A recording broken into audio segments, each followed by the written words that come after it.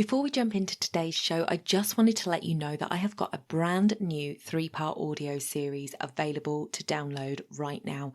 If you head over to donnaeade.com/3-part audio, that's all one word, no spaces, you can download your How to Build Your Authority with Podcasting audio series.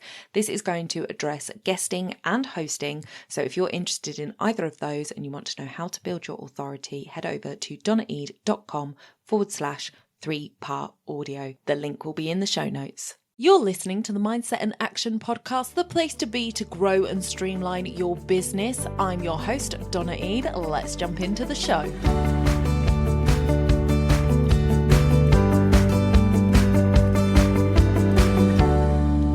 Welcome back to the podcast, everybody. So glad to have you here today and glad to have with me a guest. You know how much I love my guests. Welcome, Janine, to the podcast. Hello, hello. It is so good to have you here. We have been chatting quite a bit this week because yesterday we recorded an episode on Janine's podcast, and I meant to ask you before we hit record when that one was coming out, actually. So it won't be long, actually. It'll be within the next few days. Okay, so us recording this. So I will be sending this. It will be linked in the show notes because this one's not going out until October. So we will have done a fantastic episode on Janine's podcast that you can go and listen to. So do check the show notes out for that one. We had a great conversation all about podcasting and microphones and how to get them working. So it runs really nicely with this one because Janine's got a completely different setup today based on that conversation that we had. Yep. So that's really good. It's improvements all round. But yeah, only because her microphone's been playing up, bless her, and she's had difficulties this morning. But we are there, we are with it. So we're going to crack on. Janine, introduce yourself to my listeners. Let them know a little bit about who you are and what it is that you do. Hello there, everybody. It's lovely to be here. Thank you for having me. My name's Janine Coney, and I am a personal brand strategist, marketing and business coach.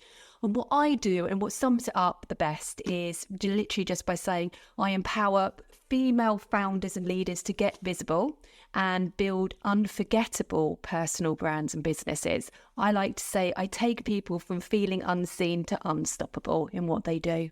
Oh, I love that. I love that. And we've been talking a lot about visibility on the podcast. Of late, we had an episode with Viv talking about the mindset around visibility. We talked about podcasting and visibility. So we've been talking a lot about visibility this last month or so. So it's a really important part of our business. And I think often we shy away from it. And so that's what I wanted to dive in with you today about, because oftentimes, especially my listeners, they tend to be, on the whole, solo entrepreneurs. And I think when you have a business where you're a solo entrepreneur, really the crux of it is that people are buying you. So you hear it a lot, people buy people. And yes, to a degree, that is true. But it is more true, I believe, in small businesses. In big businesses, I don't know who runs Coca-Cola. I don't know who the head of Green King is. I don't know who, well, I've listened to the story about how McDonald's started, but I don't think he's involved anymore. So, we don't know these big companies very personally. So when it comes to small businesses, for some reason, there is this need to kind of get to know the person behind the business for somebody before they buy. And that's where your personal brand comes in. So Janine, can you set us up first with the difference between what a personal brand is versus what your business brand is? Because I think sometimes they can be two different things. You can get these speakers that are like personal brands, and they just basically they're selling themselves, but a business is about selling a product or service. So how do the brand things work? Okay, well, a business, yeah. Okay, let me sort of separate it really easy for you. Your personal brand is obviously, as it says on the tin, it's about you. It's about your values, your personality, what you bring to the business. And if you are, and you're talking here, and the main audience who we're probably talking to today are solopreneurs, female founders who work on their own. If people are buying from you and you offer a service, you have a personal brand. I'm not going to go too far down the route of absolutely everybody has a personal brand, because then we're just opening up such a massive, massive conversation. But every single person has a personal brand. However, when you have a business and it is and you are selling a service, people are literally buying from you. So if you're a consultant, I won't go into all the different areas that my mind can think of there, or a coach, they are buying into you so that you are your brand. Now, the difference is obviously if you have a personal brand, you're still going to have a business brand as well. But your business brand is going to be made up of, like people automatically think of your font and your logo and the colours that you use. But you might have a business brand and you might have a partnership or 2 or 3 people who work in it. And then that also might scale and grow. And then obviously you might actually want to scale and grow your business to sell it on to somebody else. So then you might want to be building a brand that could be sold on, but you as part of you yourself are not going to be part of that particular brand that gets sold on. So without going too deep on it, your personal brand is who you are. It's how you show up. It's your values, your personality, your expertise, what makes you unique and what makes you connect with people. Because as you've quite rightly said, people buy from people. However, you will still have a business brand, but your personal brand moves with you wherever you go. So you might be one year you could be a coach, and 2 years later you might have evolved into something else, and your personal brand moves and evolves with you. Whereas a business brand, obviously if you change businesses, that brand is ultimately probably going to change. Hopefully that explains it. Yeah, no, it does. It makes perfect sense. And I like this future thinking of selling your business later down the road and how we need to kind of prepare for that. So having your brand versus it just being your personal brand is a really good idea to protect that.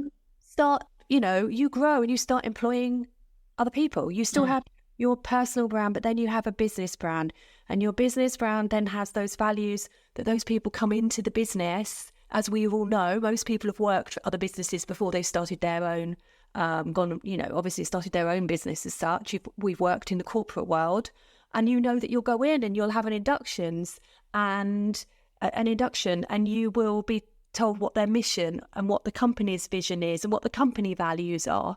And effectively, you are meant to kind of toe the line on those values effectively. So, Yeah, and that's interesting. I think I'm thinking of examples, like real life examples that I can give my listeners. And Amy Porterfield is one that strikes me straight away because she was on her own for a very long time. She's been in business like 15 years now or something. She had a right-hand woman in Chloe for a long, long time.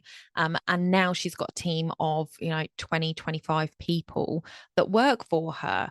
And her brand hasn't really changed, like the values, the core thing. She was a personal brand. She was selling herself in the beginning, and now she has a big team around her, but those values have stayed the same. The core of her business is the same. So if she was to sell it, she's still selling that, but it was her personal brand first.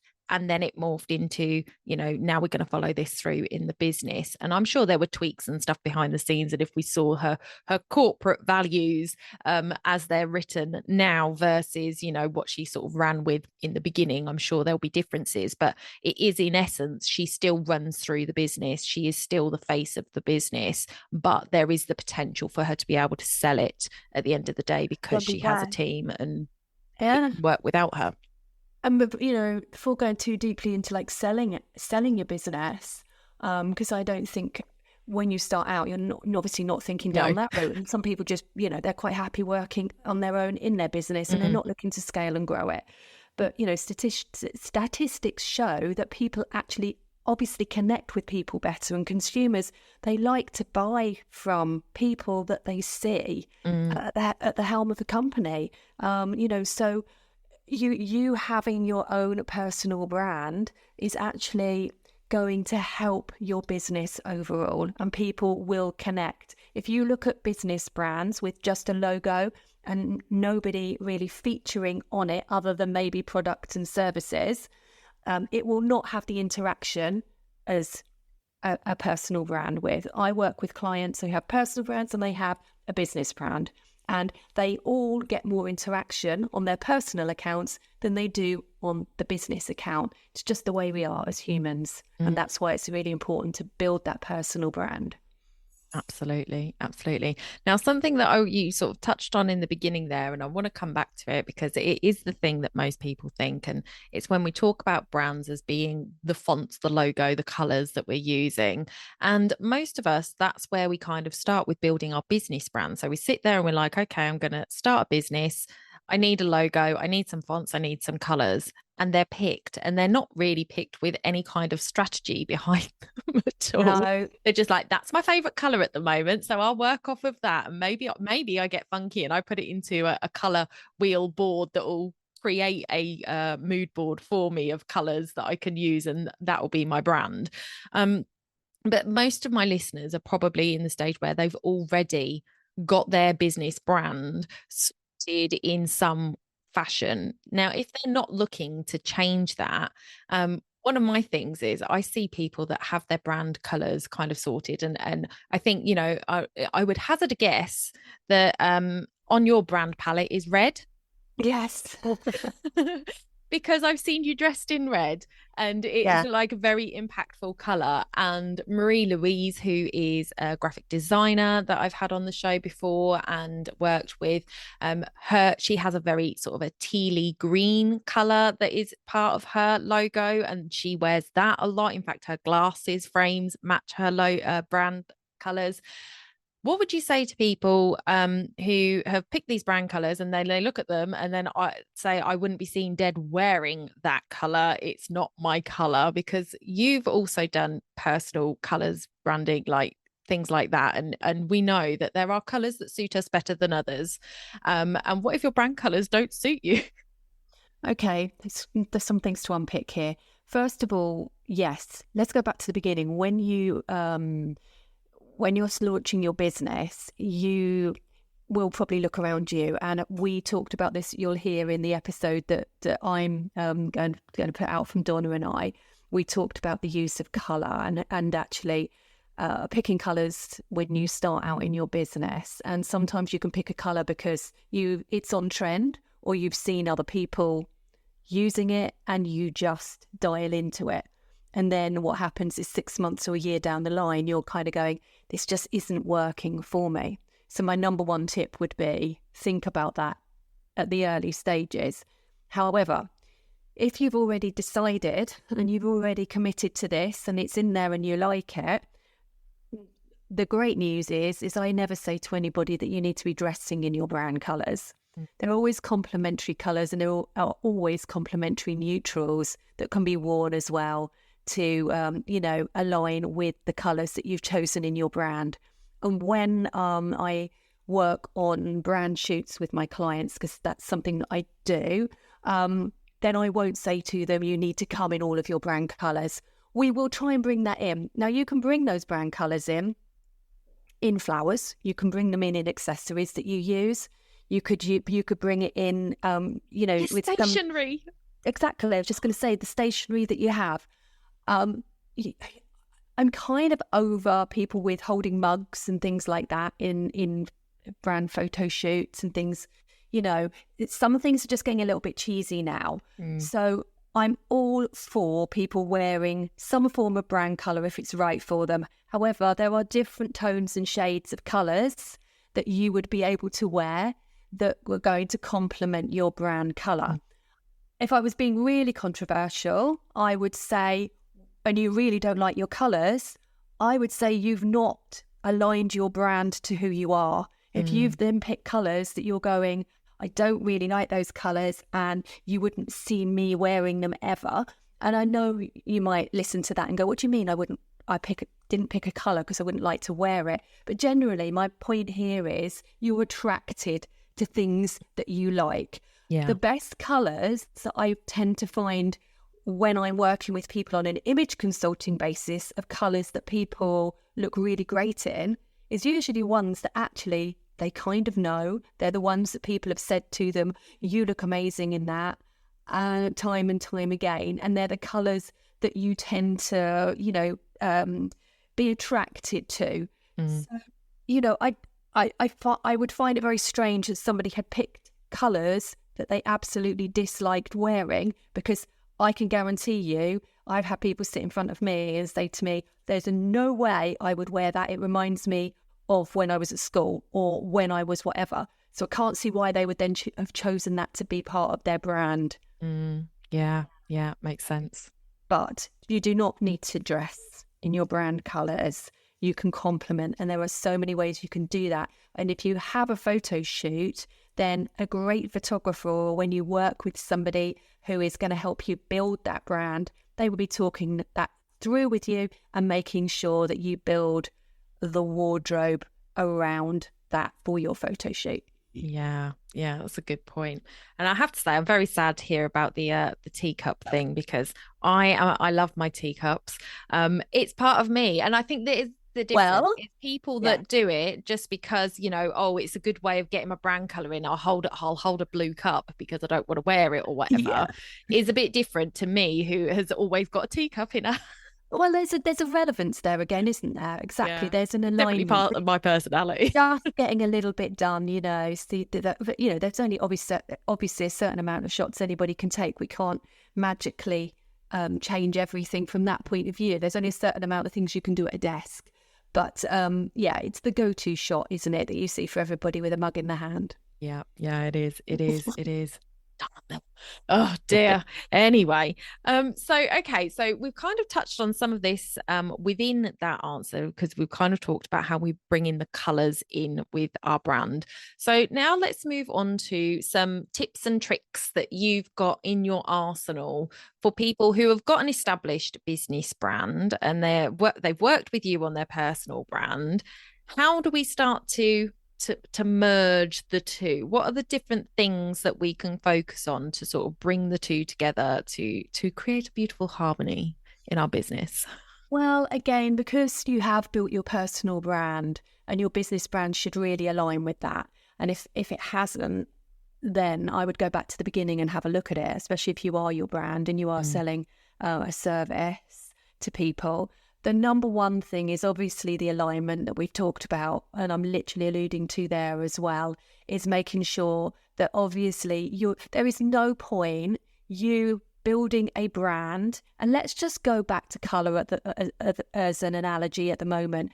Imagine you built a brand, Donna, that was completely opposite to you. So, right, just give me an example. Tell me what your brand stands for. What would you like to say your brand stands for?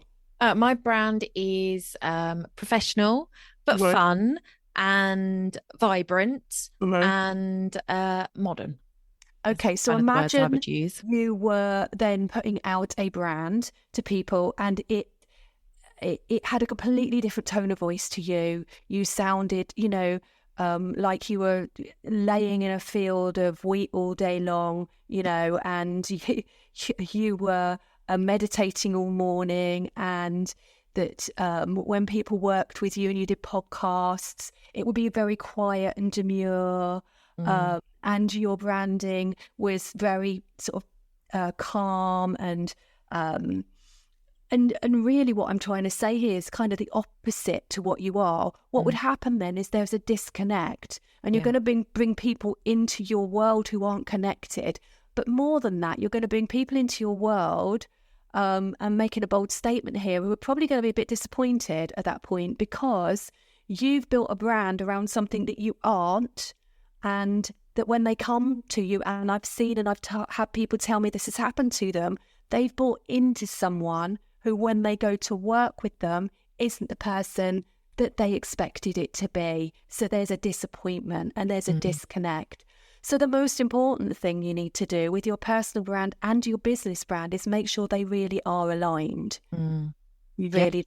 It makes sense. It makes so much sense. And I've seen that with people, how, it can be really disappointing. And come on, guys, it's exhausting to try and be somebody you're not, like to try and fit into this, like, oh, well, I want my brand to exude this, and so I'm going to do this, but then that's not really me. So it's a waste of your time. It's a waste of their time. It's just, and I hate to say the word because it is another overused word, but it's just inauthentic. Yeah. And people pick up on that, and they'll think, even if they're drawn in, a lot of the times they think there's something not quite right, though, or there's just something. And then they'll work it out, and it'll be, oh, they're not actually the person that Mm. they're portraying themselves to be. And then you Yeah. come across as a liar. And that's just not good when you get to meet people. No, You do not want that going on in your world. No, not no, at all. no. Absolutely. So, what would you say are the things that people need to look at creating to make sure that they've got consistency in their brand? Because we've talked about the font, logo, colors. Those are kind of the main things. We talked a little bit about values, but what what are kind of the things that we need, especially if we're maybe looking to take on a VA or that first employee or freelancer? What kind of things should we have like written down somewhere that can say kind of this is who we are and what we do?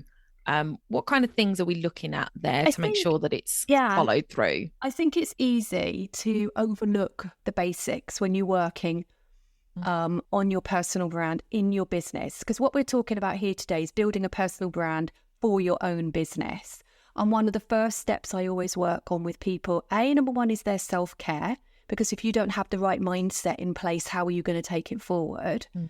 But then the second step, and one of the first parts of my own personal brand pyramid, is for people to look at their core values of what they actually believe in their business, what's really important to them, what difference do they want to make, what makes them stand out against other people.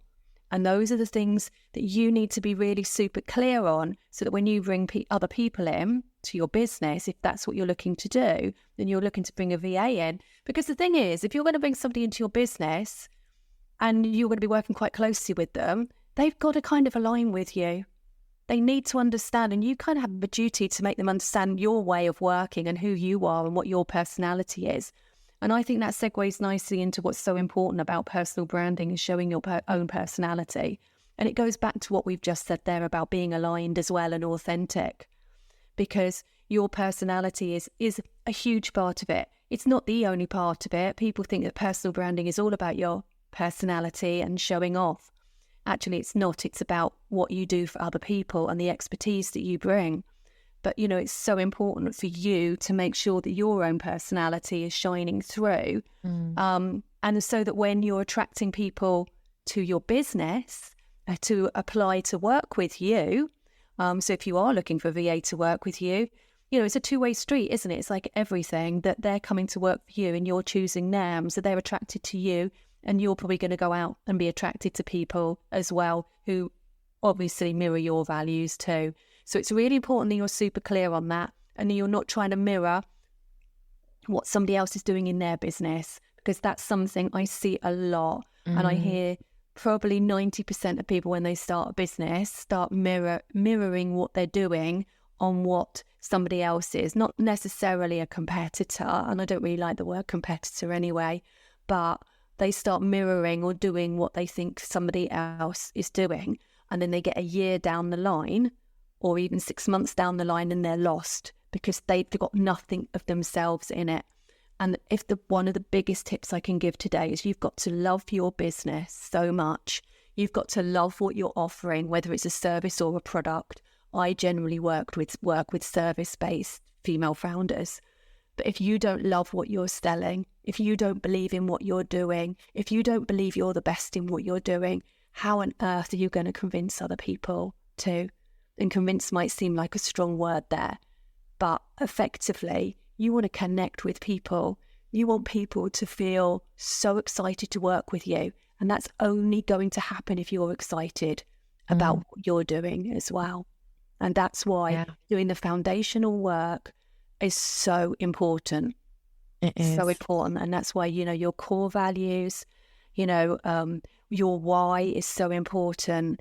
That's what drives you every single day, and you need to be clear on that. And then you need to be clear on what your story is, what led you to where you are and what you're doing, and what makes you different. Why should people choose you over the myriad of other people who are doing exactly the same thing as all of us do in our own niches?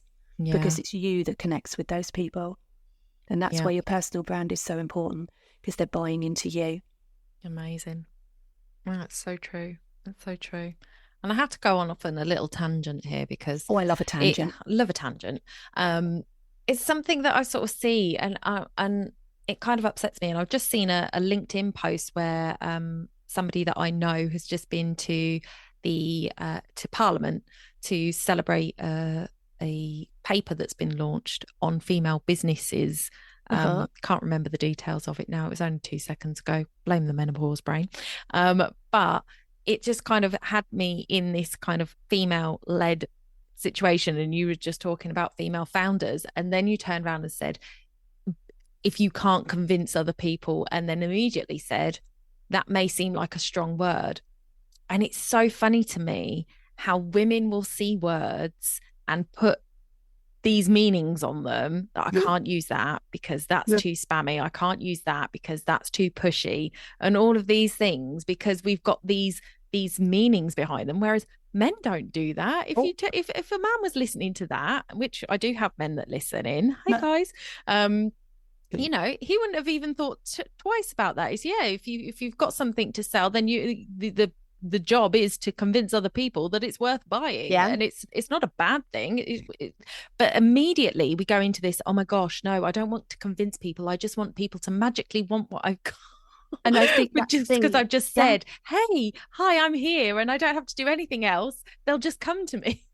I think you're absolutely right. And I think it's one of the biggest blocks for people.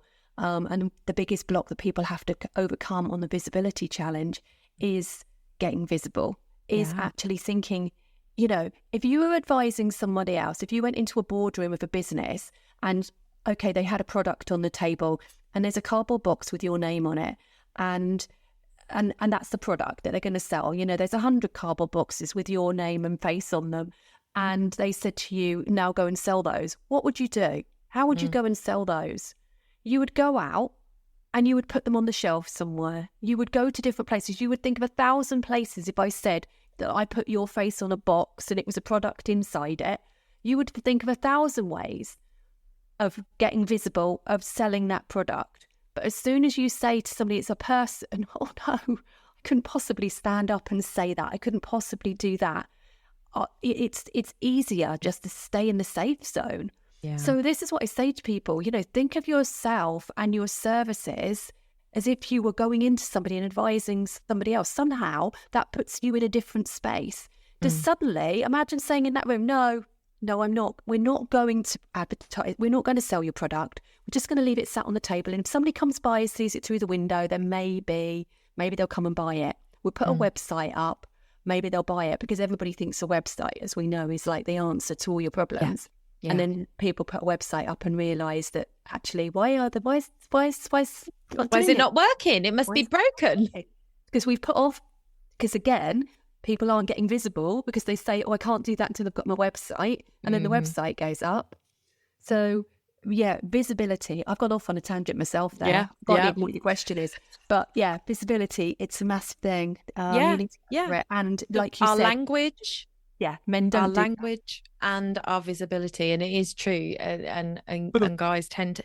Although I have seen, I've been privy to a situation where I have seen guys that aren't as confident putting themselves out there. So I always like to say, you know, this is not a blanket statement. There are always exceptions to the rule, but generally speaking, men and women behave very differently when it comes to selling. And you know, I know some fantastic sales women out there that are just like absolute, you know, and I've never dug in with them to say what are your blocks or anything. So maybe they have had them, but absolutely amazing at selling. And then men that couldn't run away from a camera fast enough. No, well, I must actually dig it out. I wrote a blog years ago about that men actually network differently to women as well. Yeah. And if you watch that, they do. Men are very bold in a networking group. I'm very careful what I say because who knows who's listening. But they're very bold in networking situations. They network so differently. Women work on more of a connection basis. Yes. Men are more forthright sales. Yeah. That is so true. And you see it happen. You do see it happen. Men will decide, say yes, learn about it and do it. Women will doubt themselves as soon as they're asked. Yeah. Whereas the man will just say, yeah, I can do it. Yeah. True. So and that is a completely different tangent, isn't it? Yeah. Okay, so thank you so much for the input on that. I think it's really important for us to look at our branding and to review it on a regular basis to make sure that we are aligning those values, that it is speaking to our clients who we want to attract, that it is being authentic to who we are and who we want to portray out there, and that we are using it to get visible so that people know where we are and know what we do and want to come and work with us. So thank you so much for that. Where can people find you, and what do you have to offer us? Have you got anything that we can go and download? I love a download. I do. Okay, you will find me mainly on Instagram at Janine.Coney, and you'll find me on LinkedIn at Janine Coney. Everything is Janine Coney. My website is Janine Coney because I am my brand. In my website, you would also find free downloads for you. The most popular, which actually isn't free, but it is only £29, and that is my 14-day visibility accelerator. And with that, you get a video guide and you get 14 days of me coaching you through getting more visible in your business as well. That sounds amazing. Yeah. I've just, when we recorded this in September, the cohort for Unseen to Unstoppable, which is my personal and business brand mastermind accelerator, has just started. And that's a 12-week program. That will be relaunching again in January for the spring intake. And obviously watch out, because there are I run workshops, events, yes, and lots of different services. And obviously you can apply to work with me one-to-one in my VIP program at any time. Brilliant. Okay, I will make sure that all the show notes are in the I will make sure that all the links are in the show notes. That's the way around to do it. I'll make sure that all the links are in the show notes for you guys. So make sure that you go over and look at those. And if I remember, and if Janine wants to prompt me, I will reshare this episode in January around the time that she's relaunching the program. So if you want to get in on that, it will be a reminder for you if you see this on my socials. So we will do that. Now, I have a quick fire round that I like to do with all my guests, Janine. If you are up for it, I'd like to just get to know them a little bit better. Go on then. So the first question, which again, my listeners will know this, I've said this to somebody before and I still haven't updated my email, guys. There's a question that's not on my email that I like to ask that isn't on there. So the question is, what is the podcast you like to listen to the most? Okay, Diary of a CEO. Sorry, I know that's probably, everybody says that, but a lot of people do. A little bit hooked on that one lately. I really am. I go through phases with it. I'm in and out, but yeah, generally speaking, it's a good one. It's a good one. Although I do always tell people I actually like watching that one more than listening. Yeah, I just like to see the relationship. I think because I started watching it before I knew that it was an audio version as well, so I got used to that kind of seeing it the way they set it up. It's not quite as bad as watching two people on Zoom just side by side. So I enjoy that. But yes, I do like that one. And then what's the book that's made the biggest impact on your life so far? Okay, there's two actually. I think that I was thinking about this, that have really made the biggest impact for me. One is in my early 20s when I suffered, trigger warning here guys, when I suffered badly with panic attacks, very badly, at a time when nobody understood panic attacks, when you thought that if you had a panic attack you were going to be dragged away, and I couldn't talk about it at work. I love the fact that now I can talk as openly as I can about this, but it was such a struggle, and the book Feel the Fear and Do It Anyway was a game changer, like an emotional game changer in my life. Wow. For me at that point. So I think definitely from an impact point of view, in my earlier life, it was that one. And secondly, I am a huge Mel Robbins fan. So my other podcast I listen to is Mel Robbins. Ditto.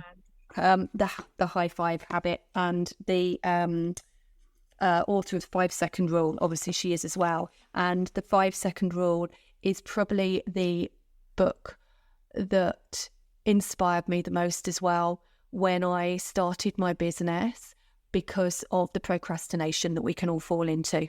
Yeah. And any fellow procrastinator will understand that, or fellow self-doubter, I should say, because you can talk yourself out of things a hell of a lot.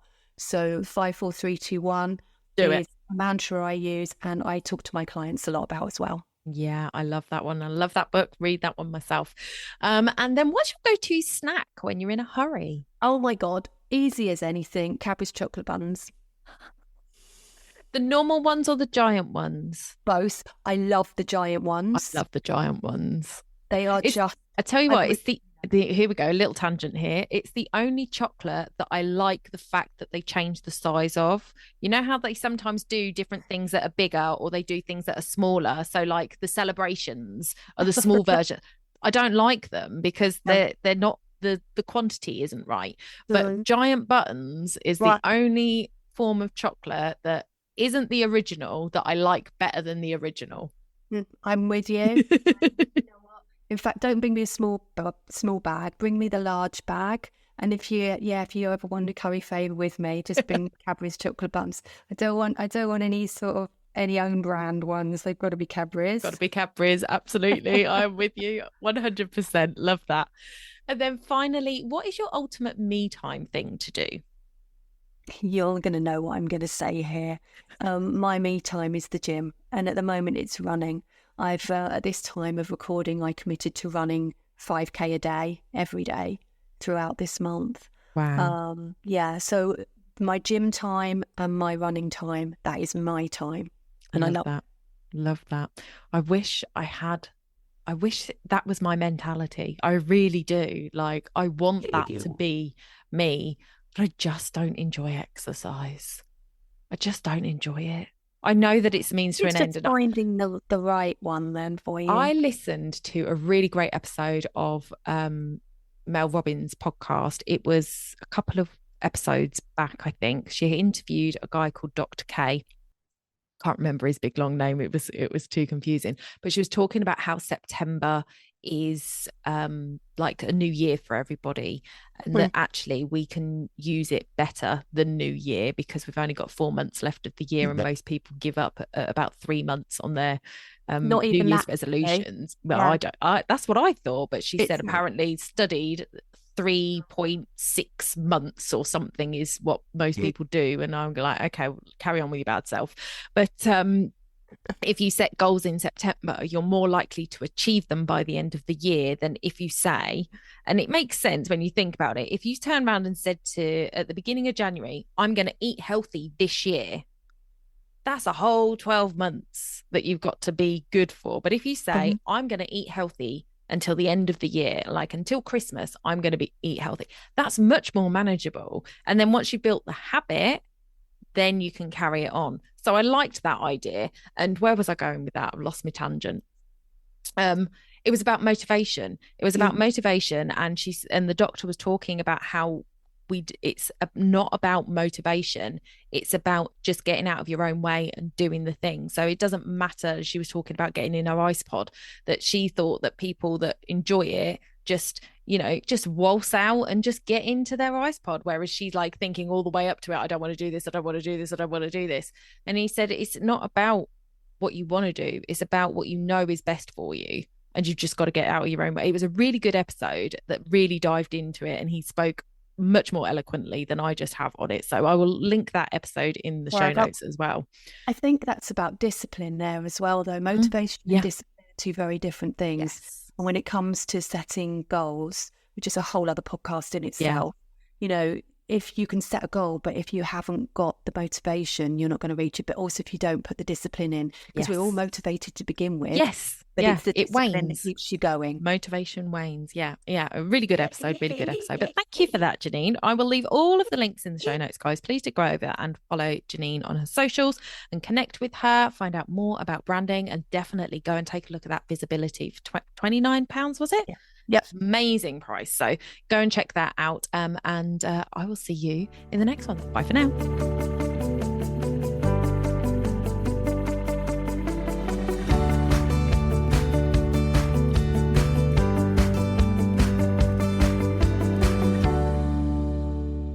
Don't forget to hit those stars and leave a review of the podcast where you listen if you found value in what you heard today. It's a free way you can help the podcast reach more people just like you.